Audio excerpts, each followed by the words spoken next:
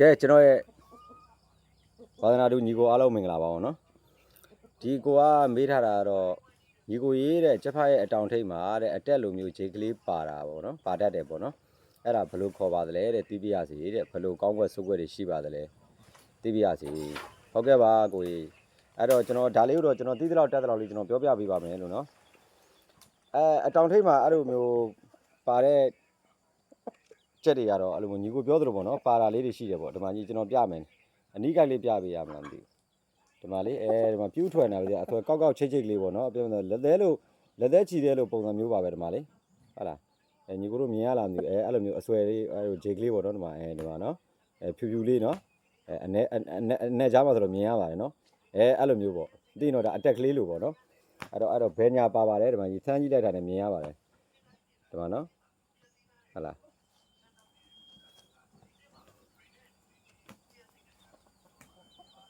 းဒီမှာပေါ့နော်ဖြူလေးဖြူသေးသေးလေးပေါ့ဒီမှာဂျေကလေးအဲ့လိုလေးတွေ့ရပါတယ်နော်နော်ဟုတ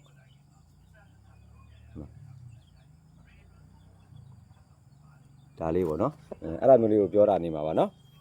်အဲ့တော့အဲ့ဒါကိုဘာလို့ခေါ်လဲဆိုတော့ကျွန်တော်တို့မြန်မာအခေါ်မှာတော့တော်တော်လေးရှားရှားပါးပါးတွေ့ရခဲ့တယ်တချို့လည်းဘယ်သူမှမစဉ်းစားကြဘူးဒါပေမဲ့ကျွန်တော်တို့သိသလောက်ကျွန်တော်တို့တက်သလောက်ကျွန်တော်တို့ရှိအဲ့လိုမျိုးပေါ့နော်ဆရာတွေပေါ့ပြောခဲ့တာကတော့ဒါကကြက်ကက်6တော့ပေါ့နော်6တော့မှပါတယ်ခြေသေးပေါ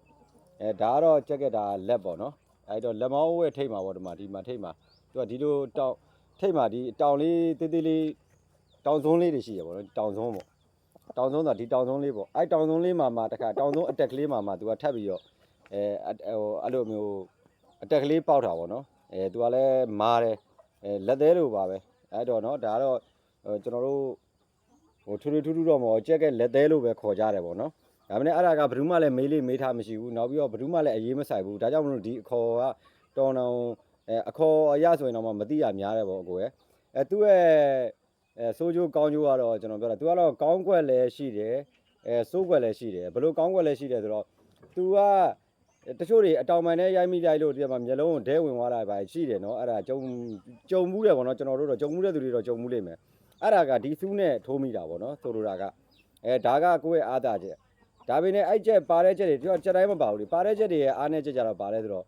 ့ဒီလိုတဘိုးတန်းနေအကန်ခံအချုပ်ခံအလျှော်ခံတဲ့နေရာမှာအဲ့အတက်နေရာပေါ့နော်သူ့ထက်မာတဲ့ပေါ့နော်ကျွန်တော်တို့ဒီခြေရိုးတွေငုတ်တွေနဲ့ထုတဲ့ခါကြရင်ကျွန်တော်တို့အဲ့အတက်ကနေပြီးအဲ့ဒီအတက်ကလေးကကျိုးပဲ့ပြီးတော့ပေါ့နော်အခွန်ကျွတ်တာတို့ဘာလို့ဖြစ်ပြီးတော့အဲ့တောင်ထိပ်ကရေသွေးဆက်ယူအောင်ကြားတတ်ပါတယ်ပေါ့နော်အဲ့လိုပဲပေါ့နော်သူကခြေရိုးတို့ငုတ်တွေနဲ့အဲ့လိုခုတ်ခံရတဲ့အခါမှာတော့အဲ့ဒီလိုမျိုးအဲ့ဒါအခွန်ကကျွတ်သွားတာမျိုးဒါမှမဟုတ်ရင်အသားတွေကိုပို့ပြီးတော့စိုက်ဝင်ပြီးတော့တရားမှာအနာရရဖြစ်တာမျိုးအဲ့လိုမျိုးပေါ့နော်သွေးဆက်ယူကြားတတ်တာလေးတွေပေါ့နော်ဒီတောင်ထိပ်တွေဒါကြောင့်မလို့ဒီတောင်ထိပ်တွေကိုလည်းကိုကလက်သားထည့်အဲ့ဒါကြီးကအဲ့တောင်စုံလေးတွေကစထည့်ပေးဖို့လိုတယ်ပေါ့နော်ဒါကတော့ဘူးဒရာအဖြစ်နဲ့အဲ့လောက်ပါပဲကိုသူ့ရဲ့ဆိုးကျိုးကောင်းကျိုးကလည်းဒါပါပဲပေါ့နော်ခေါ်တာကတော့ကျွန်တော်တို့ကလက်သေးလို့ပဲခေါ်ကြပါတယ်ဟုတ်ကဲ့ကျေးလူတွေကတော့ဒီချက်မှာချက်လက်သေးပါတယ်ကွာအဲ့လိုမျိုးပြောကြတယ်ပေါ့နော်ဒီအခေါ်အပြောလေးကြောင့်ကျွန်တော်ကဒါကိုလက်သေးလို့ခေါ်တယ်ဆိုတာသိရတာပေါ့နော်နောက်ပြီးတော့ကျွန်တော်တို့ဘီယန်မှာတိုက်ရက်လောကထုံးကားတဲ့ဘီယန်မှာလည်းကျွန်တော်တို့အဲ့လိုပဲလက်သေးလို့ပဲခေါ်တာတွေ့ရတယ်ပေါ့နော်ဒါကတော့လက်စာလေးနဲ့ပါကျွန်တော်တို့ညီကိုတွေဗလာခွဲတို့ဘာတို့မေးတဲ့ညီကိုတွေပေါ့နော်ဗလာခွဲဆိုတော့ဘယ်လိုမျိုးလဲဆိုတာဟိုမေးတဲ့ညီကိုတွေအတွက်ပါဒါကတော့ဒါဒီလိုခြေထောက်တွေပါဖုန်မီထိုးတံပေါ့နော်အကွဲလေးတွေပါတာကိုဗလာကွဲလို့ခေါ်တာပါနော်နောက်ကဒါနောက်မှာပါတော့လေဒါခြေဗလာကွဲပေါ့နော်ခြေကလေးမှာပါတာရှိတယ်ဒီလိုနောက်မှာလည်းပါတာရှိတယ်ဒီလိုမျိုးလေးပေါ့နော်ဒါကတော့ဒါဗလာကွဲပါတဲ့အနေထားလေးတွေပါကျွန်တော်ပြပေးတာပေါ့နော်ဒီလိုဒါကတော့ဗလာကွဲပေါ့နော်ဟုတ်ကဲ့ဒါအဲ့ဒါလေးဘူးဒရာဖြစ်ပြောရင်လည်းညီကိုတို့ကြက်သမားတယောက်ကလည်းဖြစ်ပြီးကြက်ကိုကင်တွယ်မယ်ကျွေးမွေးမယ်ပြုပြင်မယ်ဆိုလို့ရှိရင်เนาะအဓိကနံပါတ်1ဒီလိုကတ်တာတစ်ခုပေါ့နော်ဒီလိုကတ်တာတစ်ခုတော့ရှိဖို့လိုတယ်ပေါ့နော်ဒီလိုကတ်တာတစ်ခုတော့ဘာကြောင့်လဲဆိုတော့ဒီလိုကတ်တာတစ်ခုရှိဖို့လိုတယ်သလားကျွန်တော်တို့ကြက်ကိုပြုပြင်နေတဲ့အချိန်မှာဒီကြက်ရဲ့အလေးချိန်ကိုကျွန်တော်တို့မှတ်သားထားဖို့လိုတယ်သူအကောင်းဆုံးခွတ်နိုင်တဲ့အလေးချိန်ပေါ့နော်ညီကိုတို့စိတ်ထဲမှာကြက်ကိုတစ်ခါပုတ်တယ်နှစ်ခါပုတ်တယ်ခွတ်လက်ပုတ်တယ်အဲ့ဒီပုတ်တဲ့အခါမှာညီကိုတို့အကြိုက်တွေးတဲ့အချိန်ခါအကြိုက်တွေးတဲ့ခွတ်လန်း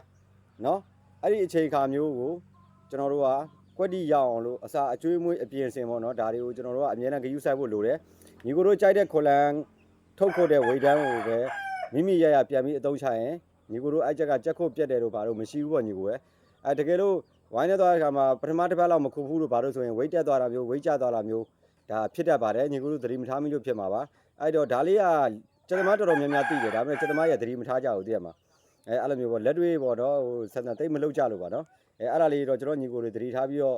လုပ်ပေးကြည့်ပါလို့ညီကိုတို့အတွက်အကျိုးကျေးဇူးရှိမှာပါလို့နောက်ပြီးတော့ဒီနေ့ကျွန်တော်တလက်စားတယ်ကျွန်တော်ညီကိုတို့ကျွန်တော်ဘုသူရလေးအနေနဲ့ဒါကတော့ကျွန်တော်တို့ဒါဘုံမွေးလို့ခေါ်ကြတာပေါ့နော်ဒီလိုတမွေးတဲ့ပေါ့အမွေး2ယောက်မရှိတာပေါ့နော်1ယောက်နဲ့အပြီးပေါ့မဲတို့အဖြူတို့အဲ့လိုပေါ့မဲဆိုမဲပေါ့နော်ဒါတော့ကျွန်တော်ဘုံမွေးနော်ဒါဆိုရင်နောက်မှဒါချင်းသေးလေစံဒီဒါကြက်အင်္ဂါလေးတွေကျွန်တော်ပြပေးတာပါနော်ဒါဒီလိုမျိုးရှက်ထွေးနေတာလေးပေါ့နော်လေစံရှက်ထွေးလေစံချမ်းထွေးလို့လည်းခေါ်ကြတယ်ပေါ့နော်